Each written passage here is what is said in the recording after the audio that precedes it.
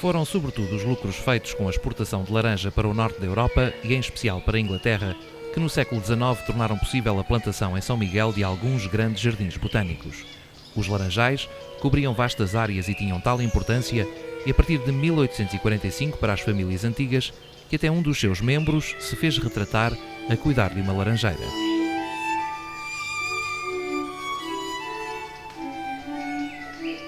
Este jardim é um dos últimos sobreviventes desta época.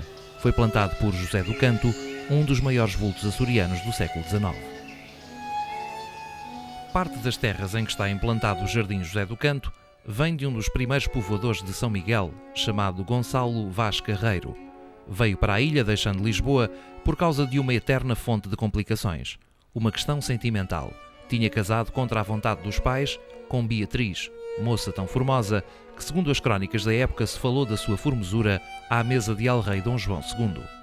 Sendo a família amiga do Duque de Bragança e tendo posição destacada em Lisboa, ao chegar a São Miguel, Gonçalo Vaz Carreiro recebeu do capitão que governara a ilha em nome do rei muitas terras para desbravar. E no testamento do seu neto Diogo Vaz Carreiro são referidos muito concretamente terras e uma casa junto ao sítio chamado Santana, onde viria a ser construída a capela.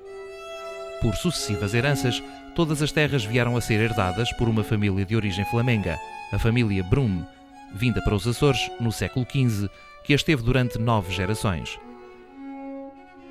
A grande fortuna dos Brum foi herdada por Dona Maria Guilhermina, que em 1842 casou com 16 anos apenas com José do Canto, jovem culto, muito inteligente, de família muito antiga, mas sem fortuna por não ser o mais velho. Tinha só 22 anos. Na administração do vasto património da mulher, pôde durante toda a vida realizar os seus grandes projetos de natureza cultural e económica, como a modernização da agricultura, a construção da doca de Ponta Delgada, o lançamento do chá e a sua industrialização. Está sepultado com a sua mulher na capela neogótica que existe na margem da Lagoa das Furnas.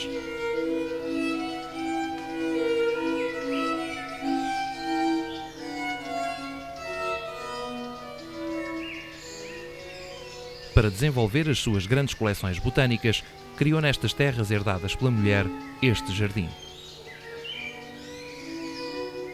Logo após o casamento, encomendou em Londres a um arquiteto inglês, David Mokata, o projeto de um jardim e de um palácio que deveria substituir a antiga casa do século XV ou XVI, que se encontrava em ruínas. Nunca construiu o palácio, mas o desenho inicial do parque foi ampliado sucessivamente por José do Canto e acabou por ter uma área muito superior àquela que no começo se tinha planeado. Ao longo de meio século, José do Canto comprou espécies originárias de quase todo o mundo e trocou correspondência com os grandes botânicos da época. O Jardim José do Canto acabou no final do século XIX, sendo considerado o maior jardim botânico da Europa.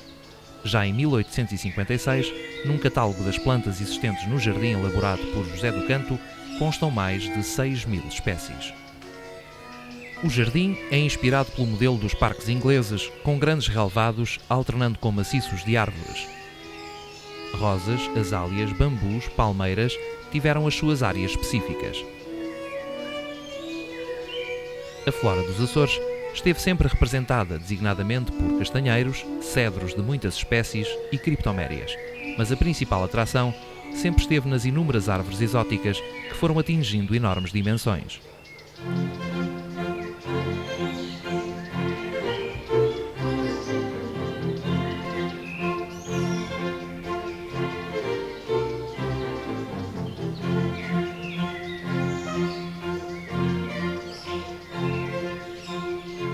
Após a morte de José do Canto em 1898, o jardim foi herdado por sua filha, Dona Margarida, e depois por uma neta desta, Maria da Graça. Esta casou com Augusto de Ataíde e este casal ergueu o monumento a José do Canto e construiu o palácio.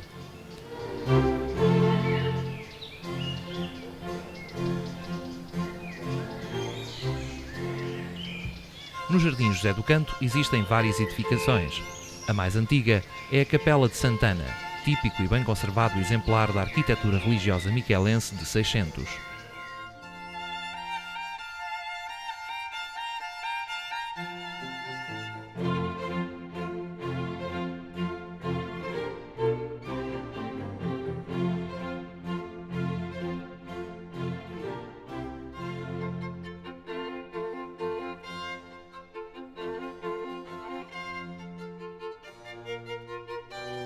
O solar da segunda metade do século XVIII, representativo da chamada Época da Laranja, foi construído por João Carlos Schultz, 1741-1893, alemão que foi um dos primeiros mercadores que iniciaram a exportação de laranja. Está a ser adaptado ao turismo.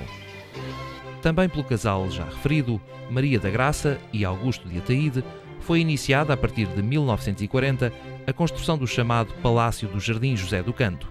Nessa época, da velha casa quinhentista, já só existiam ruínas.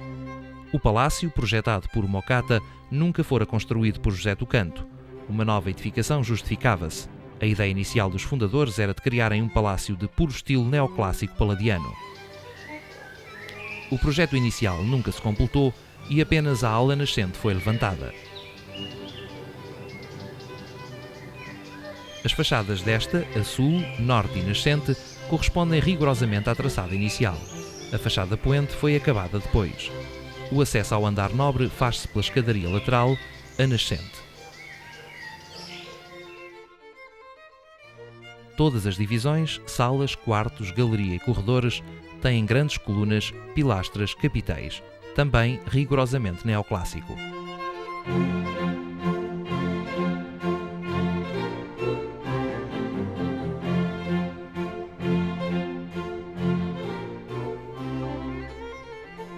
Toda a estrutura é de blocos de basalto. Só no que diz respeito às cantarias, foram desenhadas à escala e executadas cerca de 3.600 pedras. Na construção apenas foi usada mão de obra de artistas e artesãos miquelenses, trazidos de toda a ilha e que trabalharam exclusivamente materiais locais. Na casa existe uma coleção de pintura e escultura de artistas miquelenses que nas últimas 4 gerações a família tem vindo a desenvolver.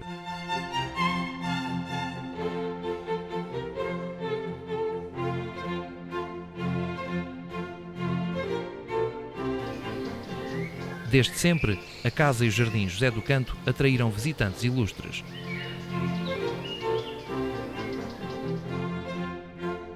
O príncipe Jérôme Napoléon, sobrinho de Napoleão I, em 1861, visitou os muito belos jardins particulares de Ponta Delgada.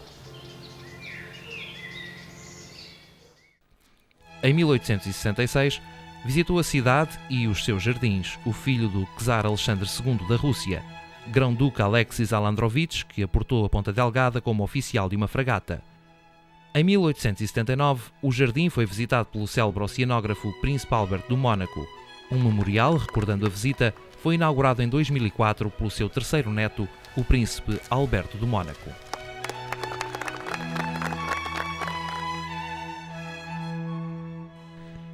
Em 7 de julho de 1901, o jardim foi visitado por El-Rei Dom Carlos e a Rainha Dona Amélia, acompanhados pelo Presidente do Conselho, Ernesto Índice Ribeiro.